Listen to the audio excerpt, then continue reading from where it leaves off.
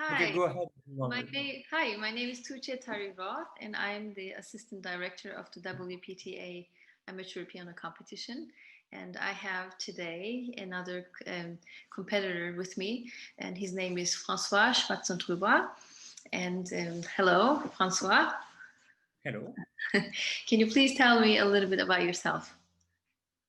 Okay, so first, thank you for the invitation. It's really, really nice of you for having invited me. Tell about me. Well, I am associate professor in computer science, Okay. and I really love to play the piano also. So I don't know. I play the piano something like 1 hour per day. Okay. Sometimes a bit less, sometimes a bit more. It depends. Uh-huh. And you live And in France, right? yes, Okay, so and you find time to practice every day. Basically, after work, you can just go home and practice. yeah, exactly. After work, yes. And Yeah. why do you practice? Why do you love playing the piano? Yeah, there are several answers to this question. This question is very like wide. First, it's a hobby. Like I think other people have hobby, have occupations. Um, it enables me to like I don't feel any stress anymore when I play, because I think because I express myself, or so it's like some others that are painting or doing sports or whatever. um, and I also play because actually I love to play in concerts. I don't have concerts so much, like maybe one a year, Mm-hmm. like big concert one a year, or maybe even less. But regularly I play very small concerts in a library nearby my place. Mm-hmm. And I like it. And Mm-hmm. I like it because I don't know, I like to bring emotions and feelings to others and share Yeah, it's a connection, emotions with. isn't it? So It, that's it helps. somehow. It's a way to connect with somebody, right?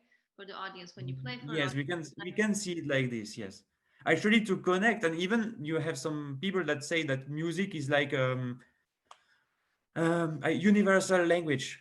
Yes. I'm not sure it's really universal, because you have codes, you have well, but at least you can, even there are some codes, but you can learn these codes even just by hearing.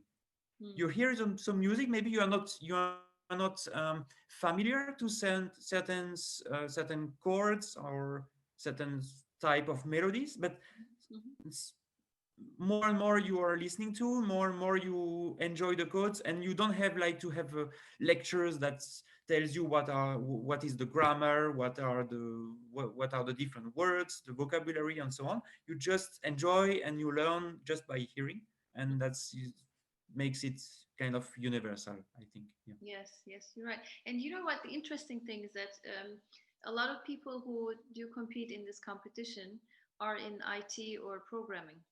I heard it. Oh, okay. So it's. I wonder if it has something to do with the way that the mind works of programmers. I don't know.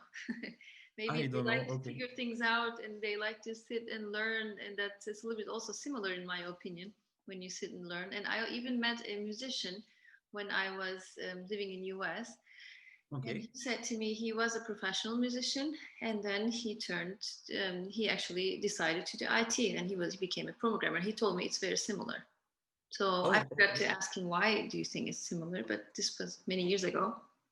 But yeah, so maybe the way that the brain of programmers and pianists work, who knows? Maybe one should do a study on that. Yeah, well, a score can be seen as an algorithm, kind of. Play these notes, then um, I don't know. I guess I don't know, or maybe we're all very geeky, all of And us. It also, could also yeah, be. and also there is a language actually. Music is written with a given language. You have the notes, you have the Yeah, you actually you encode when a note should be played, when it should stop and should stop, and so on. yeah, So that could also be. yeah. And do you only play classical music, or do you also play other genres? Especially classical. Okay. And why do you love classical? I play a bit baroque music, Yeah, like that's also, Bach, yeah. and then classical, romantic, and a bit of Poulenc, Ravel, French Debussy. classics, yes. Yeah, And why do but you love? not so much jazz. I am really impressed by what jazzmen can do. Actually, I have a colleague that is Mhm, playing jazz, mhm, and also actually he's also a computer scientist, mhm. and Yeah. he's playing jazz in a group in Copenhagen. Very nice. Yeah, yeah.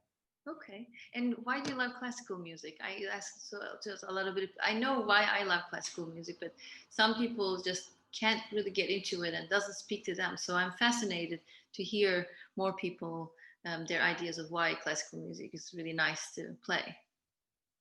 Why do Mm, you like it? I really feel emotions, Mm-hmm. but like some no, not always, huh? But Mm-hmm. sometimes I feel strong emotions until crying. Mm-hmm. And sometimes it happens also with other type of music, like for instance, when I listen to some song from Queen, Mm-hmm. the group Queen, I also there are really strong emotions, but I like in classical music, it's more general. I usually feel very strong emotions. But I also have a similar feeling with Queen's music. It's so there's something about his music that's so nicely written that Mm, I never get bored of it. So I mm, think anytime that something is really quality, I think Queen's music, for example, is a really quality pop music. So I think mm, that those things just stay for a long time. mm, Yeah, and classical music also has this depth to it, and it's written for the humanity actually. So Beethoven's exactly. Yeah. today's Beethoven's birthday, well, 250th birthday. We're all Mm, celebrating around the world. mm, Well, they said it's the day that he was baptized, and in the past, people were baptized on the day they were born. So we're mm, guessing he was born on this day, and he wrote for whole humanity. mm, And so that's really nice. What you said about the music being the universal language, it's mm, actually that. So it doesn't segregate people, but it brings it's supposed to bring everybody back together. So mm. that's why I said I agree. yeah, universal language, right? So I also remember that you and I share the thought that music makes the world a better place. Is that right? I think so. Yeah. Yes, I think I commented one time in yeah, I commented, and I think you said you agreed, or that Mm, mm, brings love to the world or something similar to that, right? mm. Is there But any for the reasons that we evocated, huh?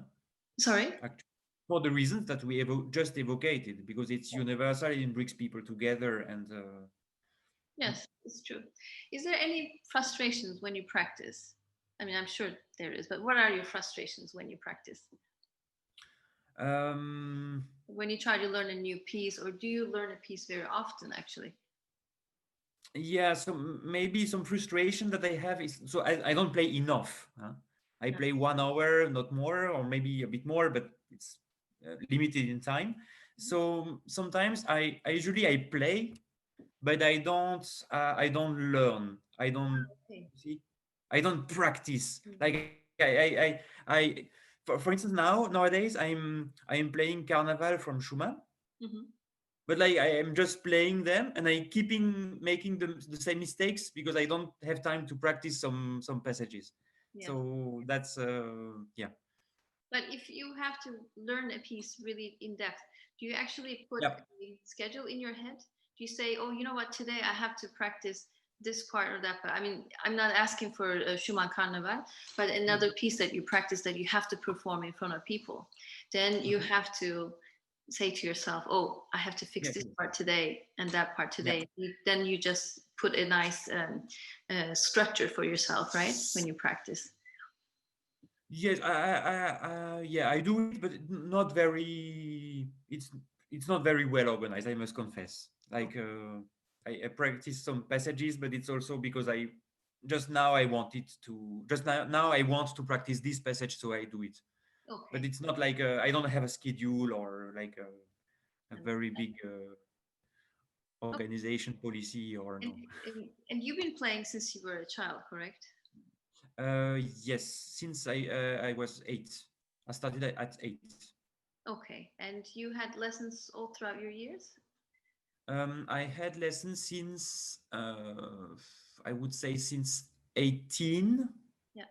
and then sometimes I had lessons like until 2021, Mm-hmm. and then I stopped to have lessons. And recently I had some lessons with some professor. Okay, and may I ask you how old you are? I'm 37. 37 years old. Okay. 38, sorry. My birthday was a few years ago, a few days ago. Days ago. Yes. Okay. And what is your ultimate goal with your piano playing? Is there something you want to reach? Do you say to yourself, "Oh, you know what? In 5 years, I would love to be able to do this, concert or play this piece with the orchestra or something that you really want to accomplish?" I think I want to do more concerts. Okay. And so you do. Where do you live again? In France, but where do you live? Are you in Paris? I live in Rennes. In Rennes. Okay. Yes. Yeah. Rennes, yes, in Brittany. Yes. Yes. Yeah, to do more concerts, and also so I used to play Mhm. in a retirement house, Yes. and I want to do it again. I think it's really like important, I think, Mhm. to bring music to this place where usually people are just bored. Mhm. And I want to do it again, and maybe this also is part of what I want to do. And when you play there, do you play for half an hour or 1 hour? And Usually it's a bit less than 1 hour. and do you have enough repertoire to do more often these concerts there, or do you sort of go to different places with the same repertoire? Mm, no, usually I changed my repertoire. I don't and but then I don't. For instance, I don't by hertz so Yes, much. music, right? Then So yeah. usually I take my scores with me, Hmm. and so I work pieces, but then I don't have to memorize them. So it's more Hmm. easy, I would Yes, say. yes, I understand. Yeah. Where did you find out about the competition, WPTA, amateur piano competition? It's a friend of mine who sent me the link. Yeah. Okay. Actually, I met people in another competition, Hmm. and actually we are becoming friends, Hmm. and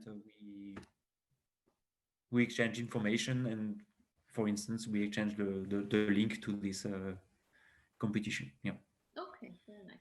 Mm. And when to get to stay more motivated and to stay on the loop, do you just go to YouTube and look at other pianists, or do you research from other, or do you go to concerts when now we have it all lockdown? But do you Mm. also go to concerts yourself, or do you watch concerts online to sort of uh, fill yourself up to have the motivation to practice more or to get inspired? Or find Um, answers? it's I must confess, it's more YouTube YouTube, right? Hmm. than concerts. Sometimes, yeah, but and actually, just for playing, I don't really need some external motivation because it's already like part of my life. Mm. Like it's more I want to have motivation not to play, That's nice. but motivation to play, kind of I already have it. Yes. Yeah. Very nice. Yeah, that's Mm. lovely to hear. Really, I this is music to my ears. I love hearing that. Anything you would like to ask a concert pianist? Oh, I don't know. Uh, Maybe some advices to for specific pieces. I don't know how to handle some technical difficulties, Hmm. and also how to improve the way to play. Hmm. So specific questions, basically, but not Yeah, and yeah, okay. I, And anything you would like to add that I you don't know. the interview? No, I think it's okay. No, I don't know. Okay. And another question is that Yeah. what do you think is the hardest for you? Is it memorizing or reading the notes or technique or expression of the music when you learn a piece for the first time? Um, Where do you get stuck? Memorization, I have some trouble with memorization, I think. Okay. Well, not really problems, but like when I play by heart, I feel fear. Mm. I feel fear to make wrong notes or to forget an entire passage or something like that.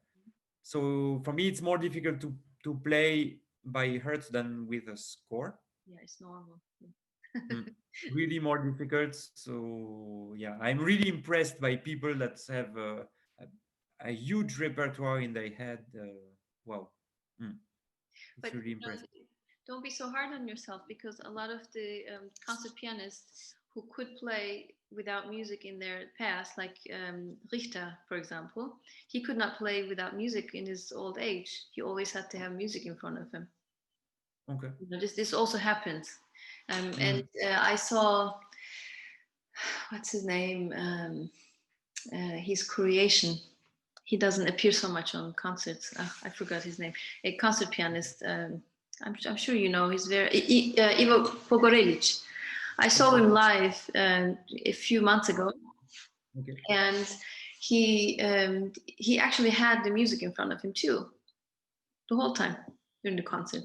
So it's also something that happens with age to other pianists as well, or when you're also underprepared, this can also happen. So this is Mm. not something that's Okay. important. I think if you can convey the message, I mean, I prefer, of course, without music, and that's better. Then you can get into the music more too. That also means that you're really um, ready to think about and express the music a little better. But Mm. if you have the music, if you already really practiced well, and you have the music in front of you, and you play with music, as long as you don't follow too much on it, and you don't forget about conveying the music to others, then I think it's still okay. Mm. Yeah, but it's also something that comes with practice. You have to have more time, in my opinion, to do Mm. this. And the more you play for others, the more you're gonna um, do better Mm. with your memorization. Sometimes Mm. you'll realize, for example, if you can play for your friends at home. You can just bring them over. I mean, now everybody has lockdown, so we can't do any of that. But in the future, for example, you can bring people over for a house concert and just play for them, and then you're going to realize that you did different mistakes, memory mistakes, some other places. I mean, you were uncomfortable in certain places, but then next Mm. time that you play, you're going to realize some other places were sort of not so secure. So then the more you do it, the more you fix these areas, and then it gets better. The piece gets better. I think, in my opinion, the best way to fix up a piece is by experience. Mm. I see. Yeah. Mm. But there are also tips on how to do memorization. There are different ways you Okay. can also do. You can analyze the piece. You can use visual memory. You can you can uh, well, what else do I do? You can put into parts and then start from those parts only. So you say to yourself, "Oh, this is part Okay. 1A," and then you take from there, and then you say, "Okay, what is 4A?" Whatever. You just divide into parts, and then you start to take from there. For example, just different Mm. tricks that you can do for yourself. Yeah, this is difficult And because sometimes I have the feeling that I should start from the beginning and then maybe it works, maybe it does not work. But I have difficulties to start like in the middle or yeah. and I played a lot of Bach when I was younger, and one of Okay. the things that I was doing is I would put starting areas for myself when I was Okay. practicing at home. So I don't know, it will be exposition the beginning, and then it will be the second part where it comes back with a different key or something. Then I will just practice, just taking from there, and then taking from another spot, and taking from. So worst case, you can always take from the middle or closest to the middle that you're in, instead of going all the way to the beginning and doing the same mistake again. So that's another Okay. thing that you could do. I do have more tips about that, but I sort of have to just collect my thoughts, and then Mm. yeah, and then give the information about that. Okay, well, thank you very much for participating in the competition and accepting to do the interview. We Thank you. appreciate you, and we really like to have more competitors in the future as well. And you already submitted your video, I believe, for the competition. Yes. Yes. And I wish you all the best and good luck for the. Okay. Okay, thank you.